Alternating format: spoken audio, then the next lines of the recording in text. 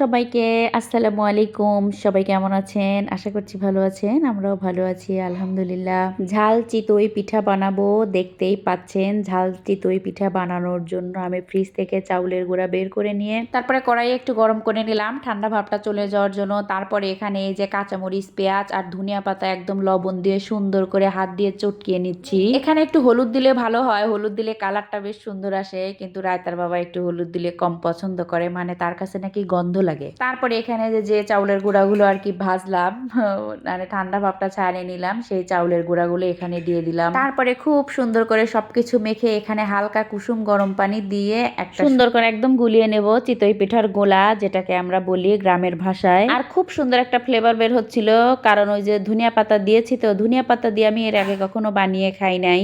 পেঁয়াজ, কাঁচামরিচ আর হলুদ দিয়ে মানে বানিয়ে খেয়েছি, এবারই প্রথম আর কি ধনিয়া পাতাও দিলাম, তা খুব মজা লাগে ধনিয়া পাতা দিলে। তো যাই হোক, এখানে আবার ডিম দেব, ডিম চিতই বানাবো। মানে একটা মানুষ চিতই পিঠার উপরে একটা একটা করে ডিম দেয় না, আমি সেভাবে ডিম না দিয়ে ডিম এখানে গুলিয়ে নেব। আর এবার এত বড় বড় ডিম নিয়ে আসছে, প্রত্যেকটা ডিম থেকেই মানে একটা যে কুসুম বের হলো, এই ডিমটা অনেক আগেকার। আর এবার যে ডিমগুলো নিয়ে আসছে, প্রত্যেকটা ডিম থেকেই দুইটা করে কুসুম বের হচ্ছে। বাপ রে বাপ, মানে কি যে আয় হইছে। তো ডিম দিয়ে তার মধ্যেও আবার কিন্তু ধনিয়া পাতা দিয়ে দিলাম, কোনো কাঁচামরিচ পেঁয়াজ এটার মধ্যে দেব না। তারপরে কি দিয়ে দিলাম, ধনিয়া পাতা দেওয়ার পরে দেখেন, ধনিয়া পাতা দেওয়ার পরে যেটা দিয়েছি এইটাই মূলত আসল স্বাদ। সে কি সুন্দর ফ্লেভারের, মানে চাট মশলা বা নুডলসের মশলা যে কোনো একটা মশলা দিলেই হয়। দিয়ে তারপরে সুন্দর করে এই যে ডিমটা ফেটিয়ে নিলাম। তারপরে ডিম টিম সাইডে রেখে এখন এই যে সুন্দর করে কড়াই তাতিয়ে নিয়েছি, কড়াইয়ের মধ্যে দিয়ে দিলাম গোলাটা, তার উপরে দিয়ে দিলাম এই যে সেই ডিম। তবে ডিম দেওয়ার পরে একদম মানে যখন ঢাকনা দিয়ে ঢেকে দিয়েছি, যাতা অবস্থা হয়ে গেছে। মানে যখন পিঠাটা উঠাইছি তখন যে আমি একটু ভিডিও করব, মানে নতুন নতুন কন্টেন্ট ক্রিয়েটর আমি, ক্যামেরা অন করার কথা, ভিডিও অন করার কথাই আমার মনে থাকে নাই, এমন ক্রিয়েটর হইছি আমি। এমন করে ভিডিও বানালি, ব্লগ বানালি, পেজের অবস্থা কেরোসিন হবে না তোকে, পেজের অবস্থা এলইডি বাল্ব হবে বলেন। মানে ইম্পর্ট্যান্ট কিছু জিনিসই আমি মনে করেন যে ক্যামেরার মধ্যে নেই না, মানে ওই সময় ভিডিও অন করার কথাই আমার মনে থাকে না, ঠিক আছে।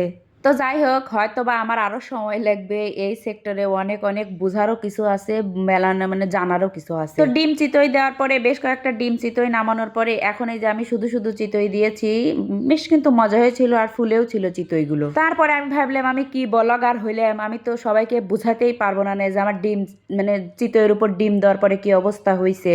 সেই জন্যই এই যে আবার করে ফেরত থানে একখান শুট নিলাম, বুঝছেন। সুন্দর করে চিতই দেওয়ার পরে মানে গোলাটা দেওয়ার পরে তার উপরে ডিম দিলাম কত সুন্দর করে। এই দেখেন, ঢাকনা যখন উঠাইছি তখন মানে একদম সবগুলো চিতই সারাবার হয়ে গেছে, সবগুলো ডিম চিতই এমন হয়েছে। কিন্তু স্বাদ কিন্তু খুব হয়েছিল, কিন্তু দেখতে পছন্দ হয় নাই, ঠিক আছে। তবে দেখতে দর্শনদারি না হলেও গুণ বিচারি কিন্তু এই ডিম চিতই ঠিকই হয়েছিল, খায় দেখতে পারেন। আর গাইস, আমার ভয়েস নিয়ে কেউ হাসাহাসি করবেন না, আবার ভয়েস দেওয়া নিয়েও কেউ হাসাহাসি করবেন না প্লিজ লাগে। কারণ হচ্ছে আমি শুরু করি একরকম দিয়ে আর শেষ করি আর এক রকম দিয়ে, মানে আমি যে কয় রকমের ভাষায় কথা কই আমি নিজেও জানি না। তবে আমার ভিডিওটা ভালো লাগলে লাইক দিয়ে পাশে থাকবেন, ধন্যবাদ। থাকেন, গেলাম।